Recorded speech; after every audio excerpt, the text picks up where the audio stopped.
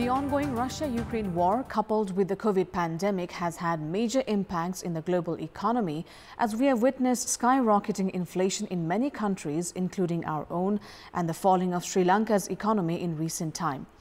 Nepal has bore the brunt, with fuel prices reaching all-time high and foreign currency reserves depleting that is barely adequate to fund import for the next 7 months, calling on authorities to take necessary steps at the earliest to avoid an economic collapse. Good morning, I'm Sapsanamma, and these are the headlines of the hour. Election Commission making preparations to hold provincial and federal elections in a single phase on 16th of November. Parties in the ruling coalition focused on share of seats. Controversial audio between Kathmandu District Court Justice and a lawyer creates ripples in the judiciary. Judicial Council forms a 3-member investigation committee to probe into the matter. The Taliban in Afghanistan appeal for international support as the country deals with the aftermath of a devastating earthquake that has claimed the lives of over 1,000.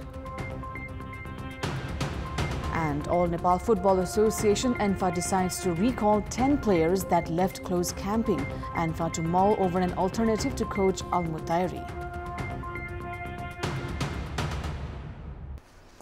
The Election Commission has made preparations to hold the elections of the House of Representatives and the provincial assemblies in a single phase on 16th of November. At a time when the ruling coalition is preparing for the provincial and federal elections in the mid of November, sources have said that the Election Commission is aiming to hold the polls on 16th of November. It has been learned that the Commission has formed a task force to assess the feasibility of holding the elections in a single phase and has made preparations to inform Prime Minister Sherbadu Dewa about the poll date. According to Balwatar sources, Premier Dewa, after consultations with his astrologers, has become prepared to hold the polls between 13th and 16th of November.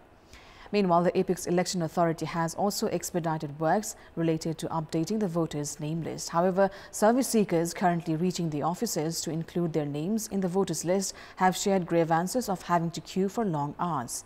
Meanwhile, the Commission has also begun questioning the newly elected public representatives and candidates for delay in submitting their property details.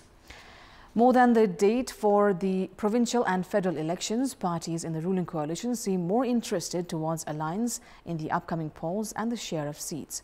The parties are guided by their own interests for the share of 165 constituencies for the lower house and 330 for the provincial assembly members. Despite beginning of talks in regard to share of seats, where CP and UML had won in the previous election while keeping their victory zones to themselves, the alliance members are yet to reach a common ground.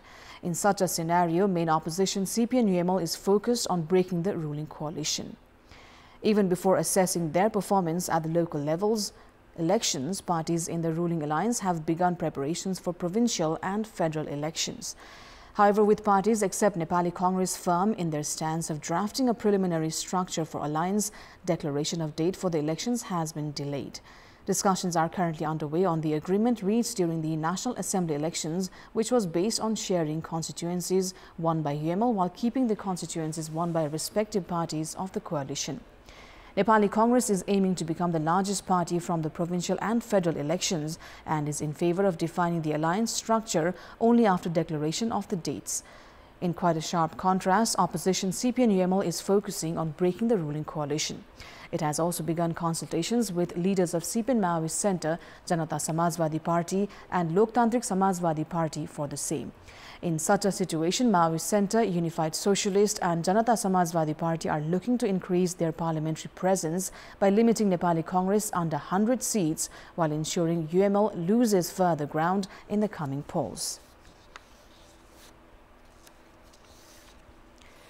A meeting of the Judicial Council called for yesterday after an audio recording between a judge and a legal practitioner relating to the bail or release of the then member of the Constituent Assembly and business person Icharaj Tamang was made public has formed a 3-member investigation committee led by Ram Prasad Shrestha.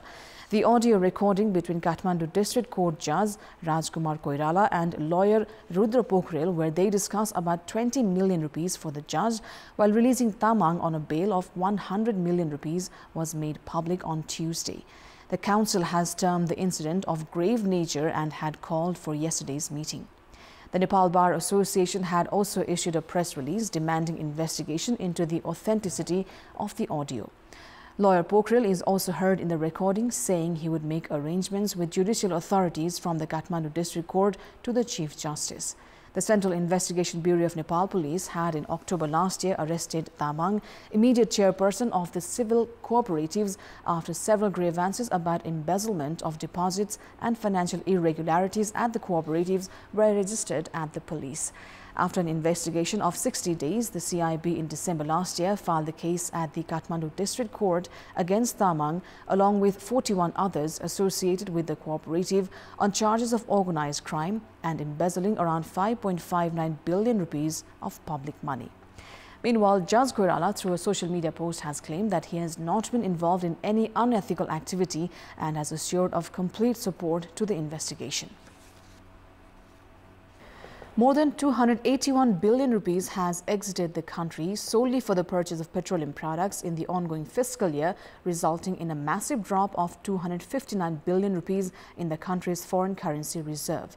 The central bank has warned that the remaining reserve can only sustain imports for just 6.5 months, while experts have warned of the country's economy deteriorating further if authorities fail to tighten business loans and control imports.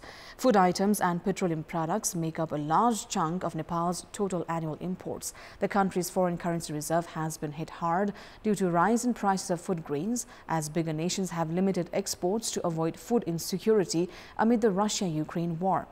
In the ongoing fiscal year, the central bank had estimated expanding loans by 19% in order to support the COVID pandemic-battered economy.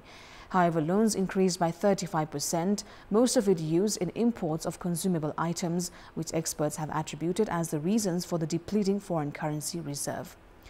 Nepal had imported petroleum products worth 145 billion rupees till June last year. However, the amount has almost doubled this time around.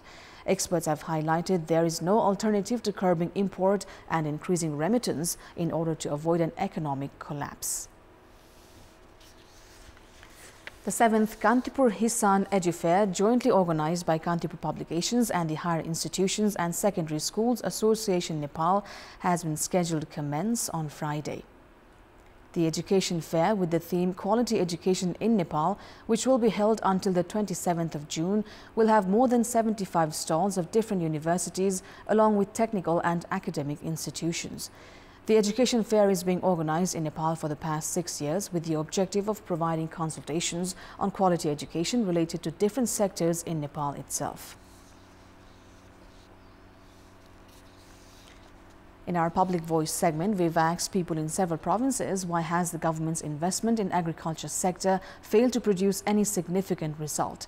Let's take a look at what they had to say. Public Voice. वास्तविक किसानको हातमा राज्यको लगानी नजानुको कारणले पर्सेन्टेजको आधारमा गर्दाखेरि त्यो लगानीमा उनीहरूले रजाई गरिरहेको हुन्छ। वास्तविक किसानले पनि सूचना पनि पाउनु भएन। कार्यकर्ता पालिए बस त्यति मात्रै हो, कुनै प्रतिफल आउन सक्दैन। जता कतै थोरै थोरै यति पुर्याउँछु, आफ्नो मान्छे हेरेर दिन्छु।